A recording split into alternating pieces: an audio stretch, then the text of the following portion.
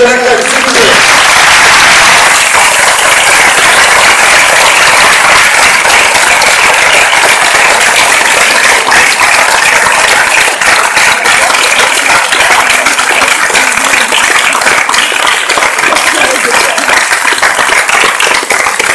Écoute-moi, camarade, elle est pour toi cette chanson. Elle va te rendre malade et tu vas souffrir longtemps. Je sais bien que tu l'aimes, tu as donné ton âme. Je sais bien que tu l'aimes, tu as donné ton âme.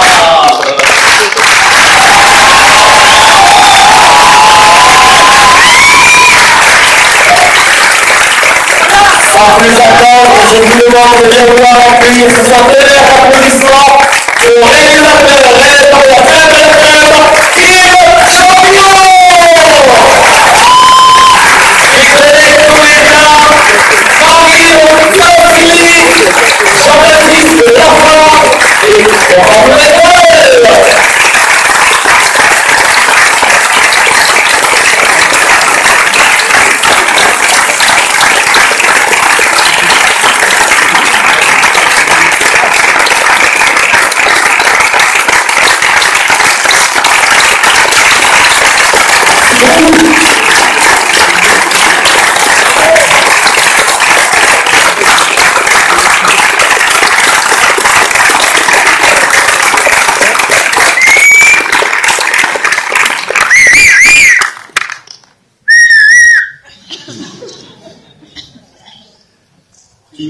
Un petit mot pour démarrer. Un petit mot pour démarrer, c'est notre dernière projection ce soir. Et on est ravis de la terminer avec vous. Alors moi, je suis chez moi, je suis à Paris, donc je suis encore plus content. Et on dirait que cette projection s'est plutôt bien passée, donc merci beaucoup pour les bonnes vibrations.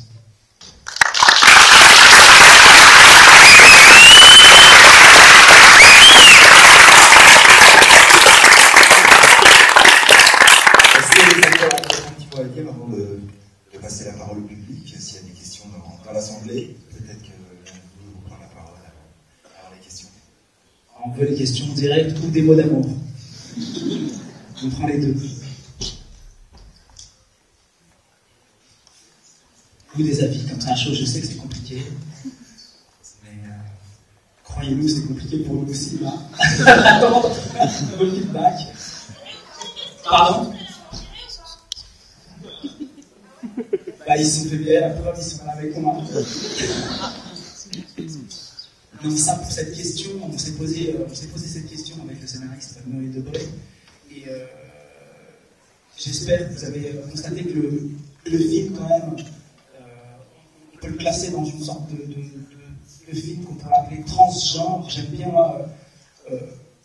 l'idée que le film commence comme une sorte d'association de malfaiteurs qui ont cette machiavélique idée que Dan, interprété par Thomas Blumenthal ici, donc de faire ce régime de constitution à l'intérieur du campus. On voit toute la montée en puissance de cette association. Et normalement, dans ce type de film, qu'on appelle Rise and Fall, il y a le moment fall où ils tombent. Et nous, on a choisi justement de ne pas les faire tomber. On a choisi de changer notre fusil d'épaule et de plus rentrer dans les personnages et de changer de film, en fait. Donc, au final, la résolution de ce conflit-là était secondaire. C'est pour ça qu'on s'est permis, justement, de terminer sur une fin qui changerait de conflit. Voilà, c'est pour ça. Puis je me suis dit aussi, les virer, ça voudrait dire quoi? Ça voudrait dire que c'est pas bien, et c'est plutôt réducteur, parce que je pense que c'est plus complexe que ça. L'idée du bien et du mal par rapport à ce qu'ils ont fait, je pense que la problématique est ailleurs, et si on devait l'écarter, c'est comme si on disait, voilà, c'est l'école du mal, c'est tant mieux, vous ayez fait ça, ça aurait été aussi réducteur, donc on a fait le choix justement de ne pas résoudre ce problème. Oui, donc Kim, vous commencerez. Donc ces gens-là, pour vous, ils ne sont pas virés à la fin. Ça va être super relou si je redis tout la même chose. Non, à la fin, Il se marie et eu beaucoup d'enfants.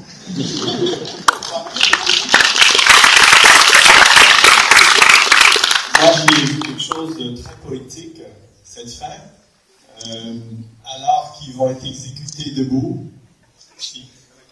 alors qu'ils vont mourir, parce que c'est l'école, c'est l'avenir, tout s'arrête.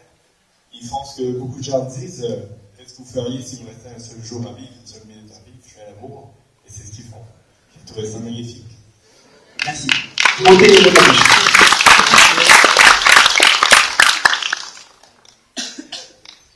Qui prouve que la vérité est ailleurs.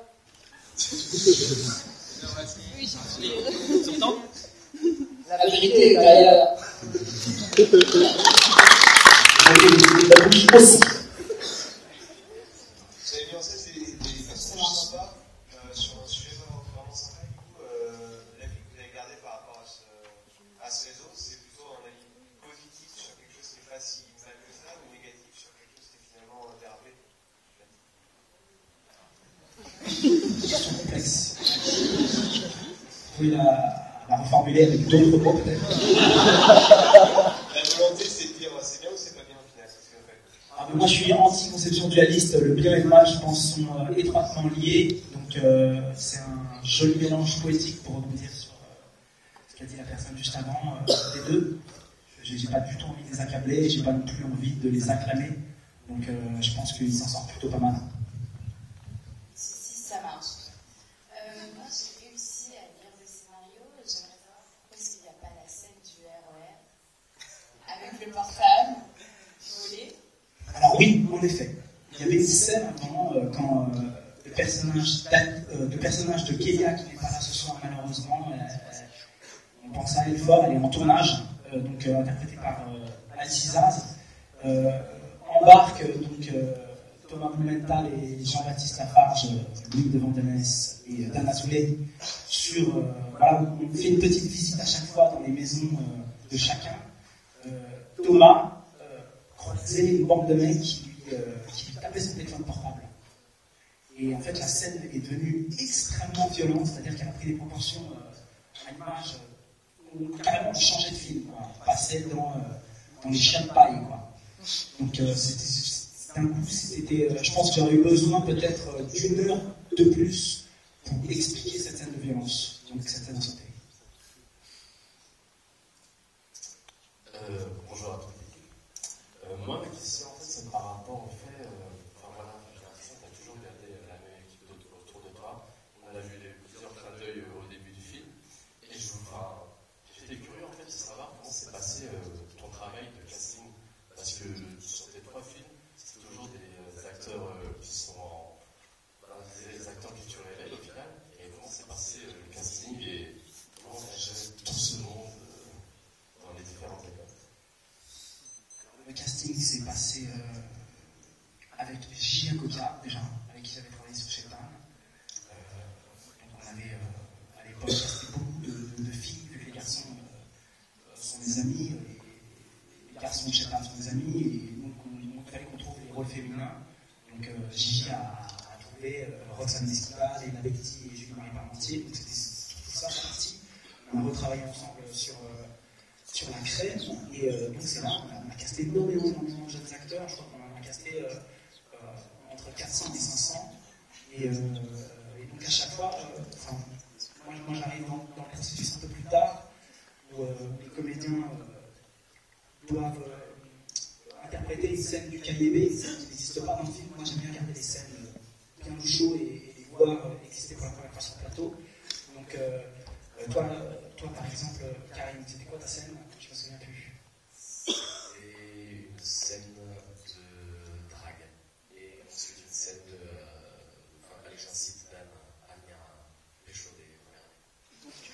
Voilà, c'est des scènes en fait qui tournent autour des personnages. Et après, très souvent c'est comme ça, moi je travaille, on a une discussion, et moi je leur demandais des anecdotes de vie par rapport justement aux études. Et je crois que je vous avais demandé, est-ce que vous étiez genre d'étudiant turbulent, ça? Toi tu m'as raconté une anecdote un peu violente, je crois. Ouais. Tu t'avais raconté que tu étais fait courser par un mec avec une croix gammée.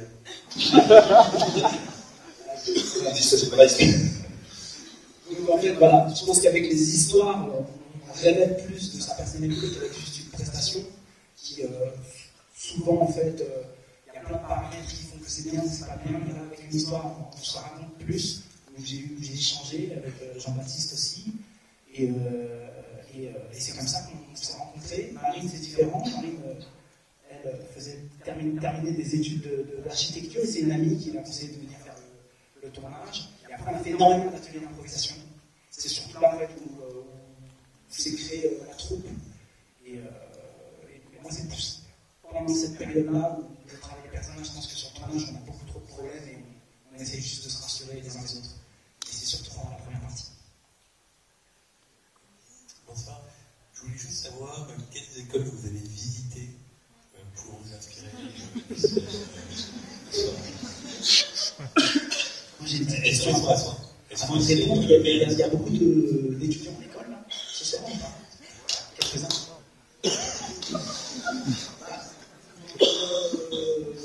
Évidemment, pendant l'écriture du scénario, je me suis pas mal promené dans les écoles parce que je ne connaissais pas du tout déjà ce milieu.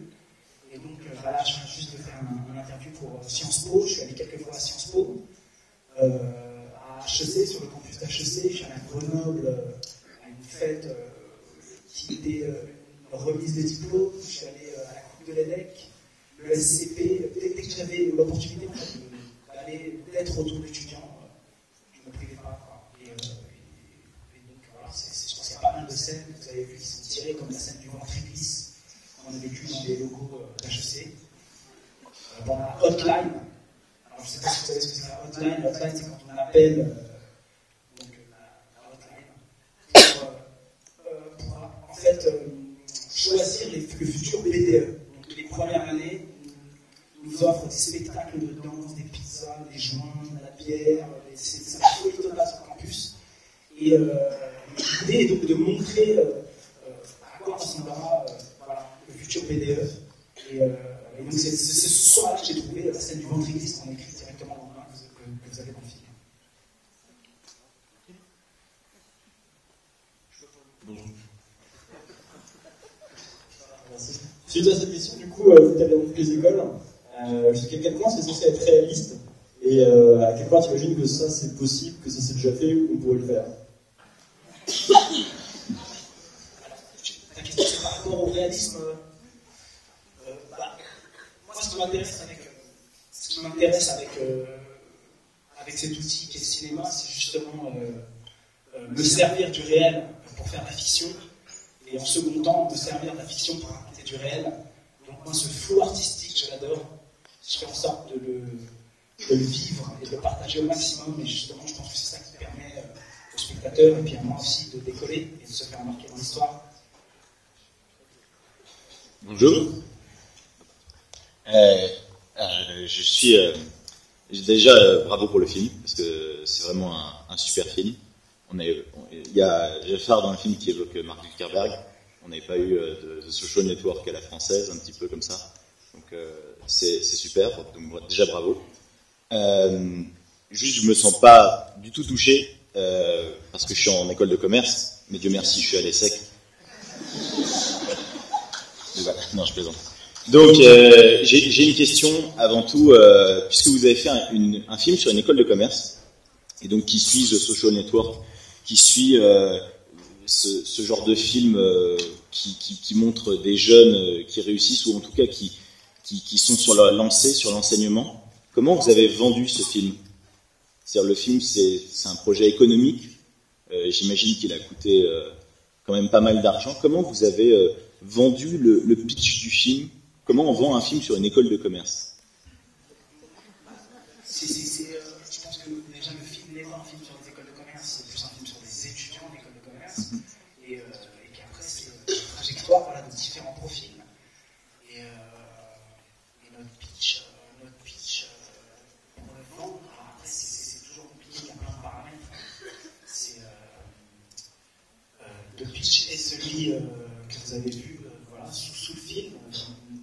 Jeune étudiant dans une école de commerce, monte un réseau de prostitution sur le campus, etc. Donc c'était le même. Après, toute cette partie-là, c'est surtout les producteurs qui l'ont fait.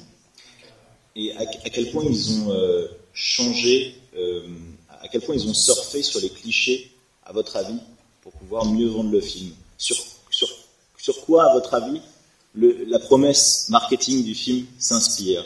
Est-ce que ça s'inspire? Je crois que t'es en... Voilà. Le mec vient de plomber l'ambiance d'un coup. Non, mais c'est des questions super intéressantes, mais qui a pas sens en train de se tirer là. En fait. C'est clair. Est-ce que vous êtes basé sur quel film tu t'es basé et sur quel film? 47% des films qui parlaient de la... Non, mais c'est trop technique comme question, je te jure. Ok. Si tu veux, je demande au producteur de descendre de dire comment il a vendu le film. Benjamin Elalou, le producteur de film. Et Thérence de Cognac, qui est le rôle du directeur et là aussi.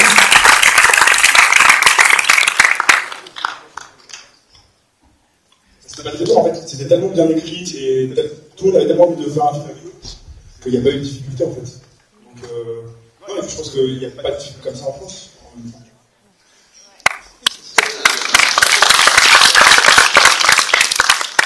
Trop technique comme question. Non, moi je suis au service des émotions et j'espère que vous en avez eu ce soir. Après la technique, plus tard peut-être, mais là, mon travail c'était plus artistique. Bravo. Merci beaucoup. Dernière question. Voilà, c'est peut-être pour les acteurs, j'ai beaucoup parlé, je suis désolé, les questions sont pour moi. J'aimerais bien, parce que les acteurs, plein de choses à vous raconter aussi.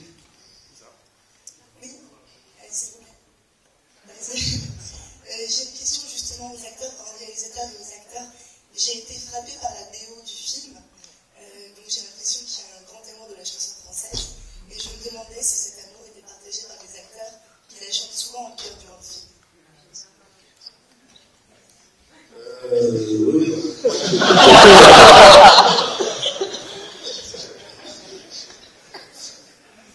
J'aime beaucoup la variété française.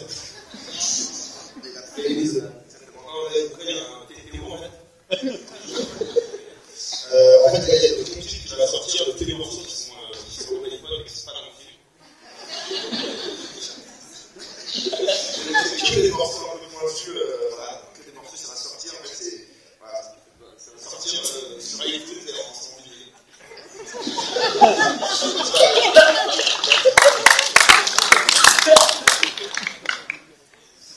Moi, j'avais une dernière question. Merci. Jean-Baptiste Lafarge, que j'ai vu dans Les yeux de sa mère, de Thierry Kifa. Vous aviez un personnage plein de fêlures, mais assez tendre. Et là, moi, j'ai vu un énorme contraste, et c'est tant mieux, avec un personnage très incisif, avec un caractère assez dominateur. Qu'est-ce qu'on éprouve quand on passe... alors certes, il y a pas mal d'années entre les deux films, mais d'un personnage comme celui de Thierry Kifa, celui de Chapiron, qui est quand même très différent. En fait, je pense que... non, je pense que c'est aussi toute l'ambiance qui fait qu'on est dans de choses et on n'a pas tellement à réfléchir à comment on va jouer le personnage. Il y a une écriture. Après, là, pour le film, on a beaucoup répété avant, on a fait des impros tous ensemble, et donc du coup, on trouvait les personnages comme ça. Et ouais, non, c'est pas très dur parce qu'il y a plein de choses autour qui font que qui facilitent les choses. Donc, c'est bien. Bonsoir. Bon, d'abord, félicitations, parce que c'est un très bon film. Et je voulais poser une question au réalisateur. Est-ce que vous avez eu des retours d'HEC? Bien sûr. On a fait de nombreuses projections en école de commerce. HEC en premier. Ils ont organisé une projection à Versailles au cinéma de Roxane, qui s'est très bien passé. Il y en a eu une autre organisée dans les anciens diplômés d'HEC aussi, qu'ils ont organisé, qui s'est très très bien passé aussi. Après, je pense qu'il y a eu une vibration, comme si le film était un pamphlet anti-école de commerce, qui n'est pas du tout. Moi, ça n'a jamais été mon propos. La bande-annonce avait peut-être un peu cette image-là, parce qu'elle raconte juste la première partie du film. Ce qui fait qu'après, on a enchaîné les projections Dauphine, on a fait un masterclass la semaine dernière à l'EM Lyon, Sciences Po qui sont là, on a enchaîné plein d'écoles, et j'ai l'impression que les étudiants ont pris le film vraiment. Moi, ça me touche beaucoup, parce que ça s'adresse à eux aussi, bien sûr.